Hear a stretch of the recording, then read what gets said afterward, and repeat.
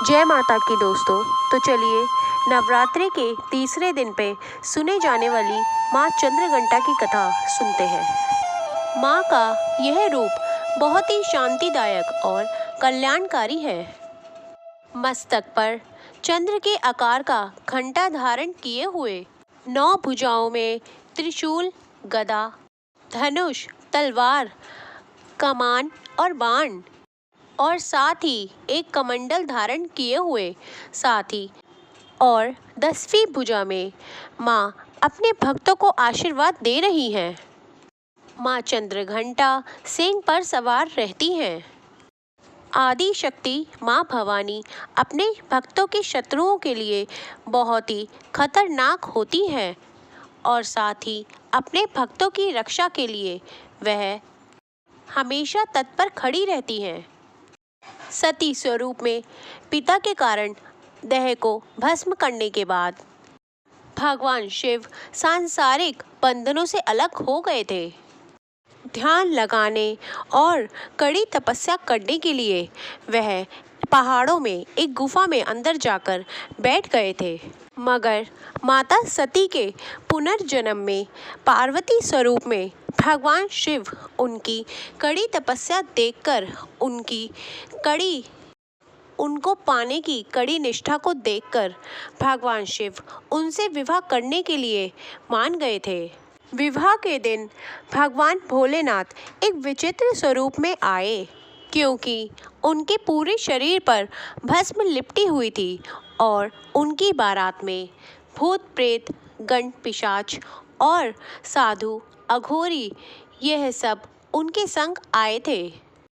महादेव की ऐसी बारात देखकर, ऐसा जुलूस देखकर पार्वती जी की माता यानी मैनावती और उनके पिता हिमालय राज वह और आदि रिश्तेदार भी सब भयभीत होने लगे। इसीलिए माता पार्वती ने अपने परिवार को शर्मिंदगी से बचाने के लिए और साथ ही महादेव को शर्मिंदगी से बचाने के लिए उन्होंने अपने आप को एक अलग ही स्वरूप में बदल लिया, जो कि माँ चंद्रघंटा का रूप था। इस रूप में यानी चंद्रघंटा स्वरूप में माता का रंग सुनहरा था और साथ ही उनकी 10 भुजाएं थी। इस रूप में आकर माता पार्वती ने चंद्रघंटा स्वरूप में भगवान भोलेनाथ से प्रार्थना की कि वह अपने इस स्वरूप को बदल दे, एक राजकुमार की तरह आए और साथ ही अपने इस जुलूस को भी बदल दे। इसके बाद भगवान भोलेनाथ अपने रूप को बदलकर चंद्रशेखर रूप में आए और साथ ही उन्होंने अपने जुलूस को भी बदल दिया। इसके बाद माता पार्वती का भगवान शंकर से बड़े ही धूमधाम से उनके साथ विवाह हुआ।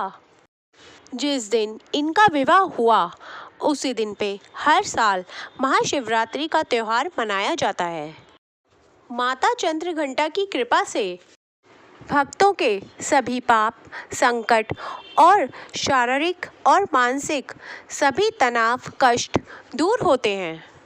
शेर पे सवार होकर माँ चंद्रघंटा अपने भक्तों को उदारता का अनुभव कराती हैं।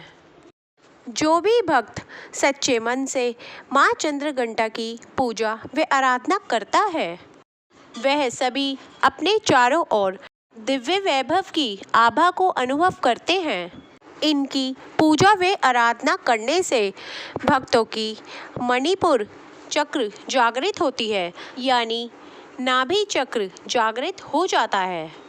माँ चंद्रघंटा को लाल रंग के पुष्प चढ़ाने चाहिए। माँ चंद्रघंटा की पूजा करते समय घंटी अवश्य ही बजानी चाहिए। माता को दूध या दूध से बनी चीज़ें जैसे मखाने की खीर भी भोग लगानी चाहिए, क्योंकि माता मखाने की खीर से अत्यंत प्रसन्न होती हैं। तो दोस्तों, ये थी माँ चंद्रघंटा की कथा। धन्यवाद।